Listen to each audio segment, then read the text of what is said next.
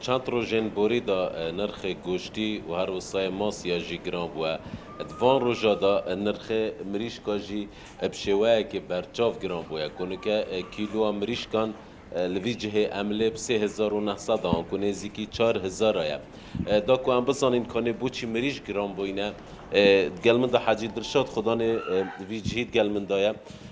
حاجی هکرت بو ما بیجی بوچی مریش گرام بوینه دست پیک انگل افراتو سر جواب براد گرامبو ناوی مریشکه بو هند زوریت مریشکای کمه مریشک نینه خدا نه دواجنا مریشکه نشم کنه داخل بکن هندی هن خسارتی ها دایب 2000 و 200 دا گل کافروتی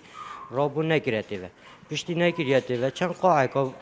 برهم هبو او برهم تیرا کسی نکرد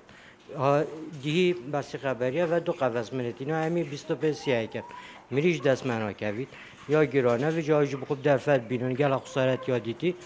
گران دنمه حاجی بریکو گرام بن هوا چند مریش روزانت فروتن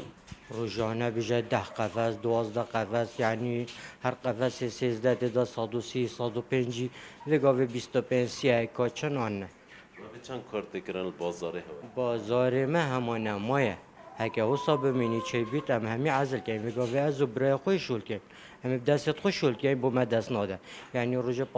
هزار جه چنابش بلی مصاریفه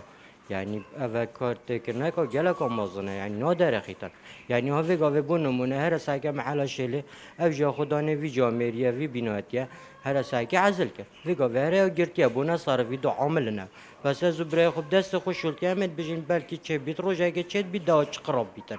چه بهتر کردن دی بهای مریش کار چه بهتر کردن و سیستم کبی و خدا وزیر توقیع که بکرد بجید دواجنش دونی و چنا بی زیاده تر فروشید بویجی باشه حتی گهت دست ما دب 3000 یعنی دی سیستم که درجه یک بید بو همی کردستانه یعنی همی دشول کنی دواجن خساره نابید از خساره نابم و روزانه 40-50 هزار دیگه نمه ویگاوی دست نادد یعنی اگه ویگاوی از معامله که با ما درام عزل کن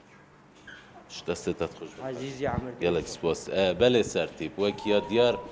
کو نرخ گوشتی و ماسیا جی گلک گرام بویا کو نرخ گوشتی نکد نوا بازار دهو که دا 23 حتی 24 هزار آیا عروسا نرخ ماسیان کو او ماسیان پتر دنوا بازاری دا چنش بر کو گلک جور هنه نرخ ماسیا جی بویا 7 حتی 8 هزاران عروسا امریشکا جی گرام بویا یه برف 4 هزار و چید کو پیش بینی تدا کرن اگر حسایا بردوام بید حتی هی و رمضان پیروز نرخ مریش کاب گهیتا 5000 دیناره